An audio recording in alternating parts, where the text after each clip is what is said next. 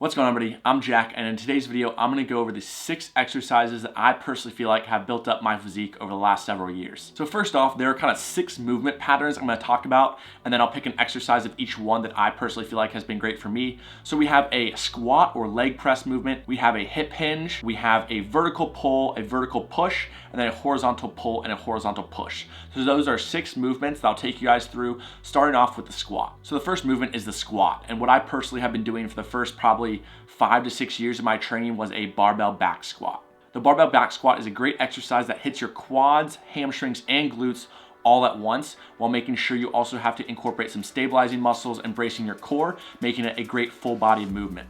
It's a great movement that you can also carry over to everyday life. Everybody needs to be able to squat, whether it's to sit down in the toilet, take a seat in a chair, whatever it is. It has a lot of benefit that carries over just beyond the gym.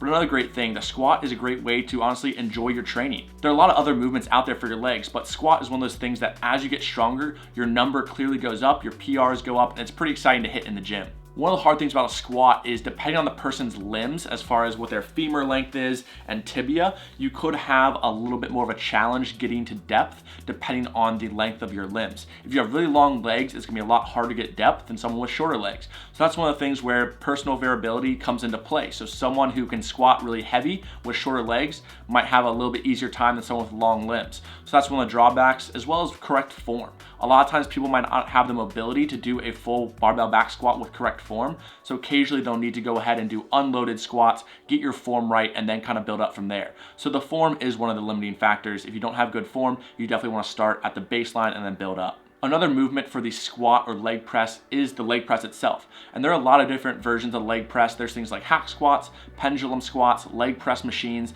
all different variations, seat angles, all kinds of stuff. But I do think the leg press is a great option.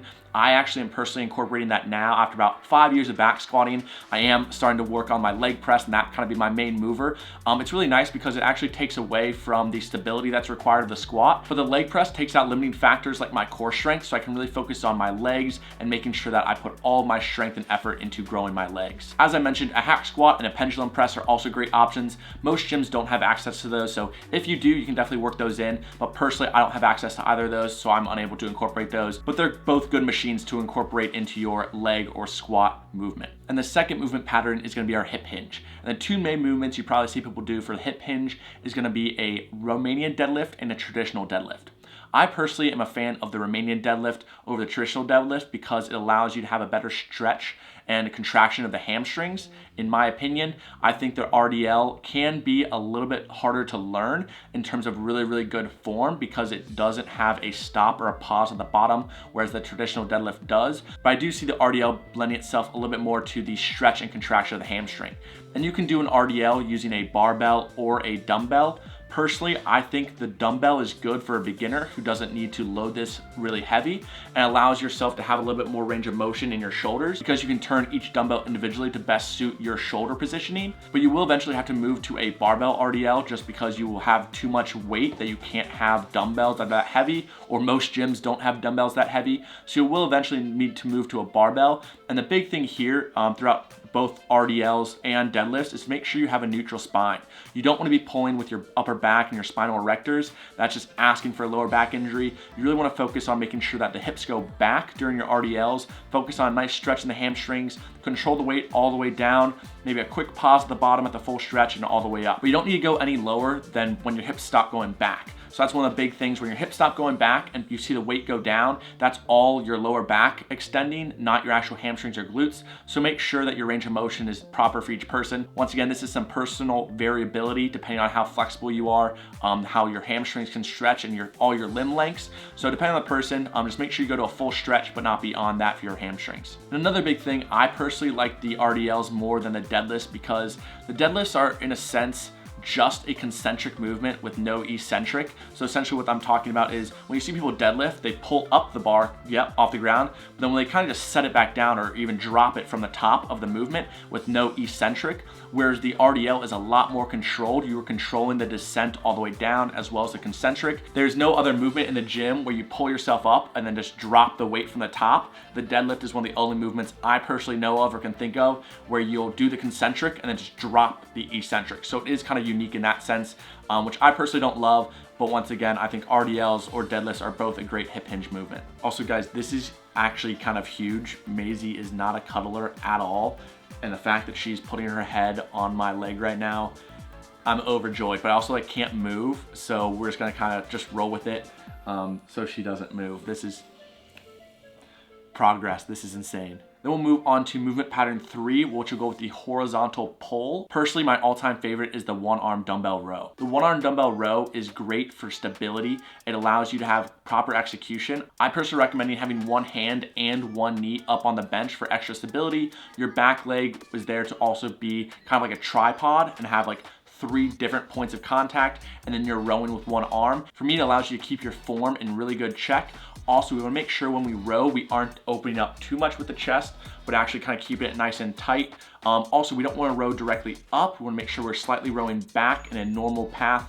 Elbows to your hips, but not too much to the point where you're just swinging the weight. You still want to make sure you control the weight up and down. It allows for maximal stretch and contraction. So when you're at the bottom of the movement, you can let your weight kind of pull you down a little bit, have a nice stretch in the lat, and then fully contract all the way up to the top as well. Another thing with the dumbbell row, you can go heavy AF as you kind of progress and get stronger. Obviously, we want to minimize the form breakdown, but you can go really heavy with these. Another great movement is the cable row. You can do these unilaterally or bilaterally. So unilaterally is just one hand, bilateral is 2, depending on what your gym has as far as attachments. And the great thing about the cables is you have constant tension in the concentric and eccentric. So you kind of have to make sure that you're controlling the weight and letting it slowly lower in the eccentric. And another great option as well is the chest supported row or a chest supported T-bar row. Unfortunately, a lot of gyms don't have this, but if you do have one at your gym where your chest is supported and you're doing a T-bar row, I highly recommend doing that and a seal row. My gym unfortunately doesn't have that, so I do a lot of one-arm dumbbell rows, but if you have access to those pieces of equipment, I highly recommend incorporating a T-bar row into your workout. Next, we've got the horizontal push. And here, 2 big movements are gonna be a dumbbell bench press as well as a barbell bench press. The dumbbell bench press is my personal favorite by far for 2 reasons. One, it allows you to go ahead and have a better range of motion. So on the barbell bench press, I notice my chest actually stops the bar before I feel a full stretch in my chest, whereas the dumbbells allow me to go even deeper into a stretch.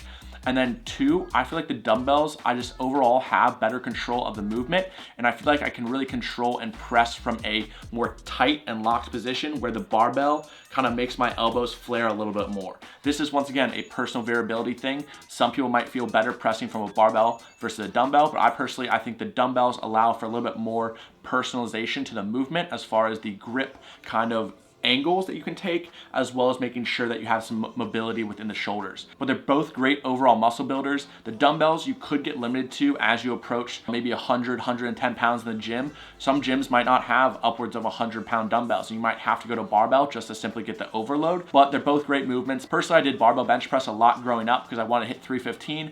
Ever since I hit 315 in the barbell bench press, I've been pretty much solely focused on dumbbells, as I feel like overall for me, it gives me more range of motion and I've been able to progress better as well. Also, one kind of drawback or something hard about the dumbbell bench press, it's a lot harder to get set up and have someone spot you when the weight gets heavy. So personally, I'm right around the 110s to 115s right now on flat dumbbell bench press. And it is kind of dangerous taking those dumbbells, kicking them up on your own to your back and then pressing from there. Whereas a barbell, you can have someone spot you and kind of help you a lot easier than you can have someone spot you or help you in the dumbbell bench press. It becomes a thing, do you spot them on the elbows or the wrists? What if you kick it up and the dumbbell falls to the side and it kind of pinches your shoulder? So it does become a little bit more dangerous. So I guess you say that's kind of a con. For the dumbbell bench press might be something where you need a little bit more technique and proper form to make sure you don't hurt yourself on the setup and the dismantle, that kind of thing. Movement number 5, we have our vertical pull. So 2 big movements here are gonna be the lat pull down as well as the pull up. Personally, I like the lat pull down the most just because it allows for a little bit more stability.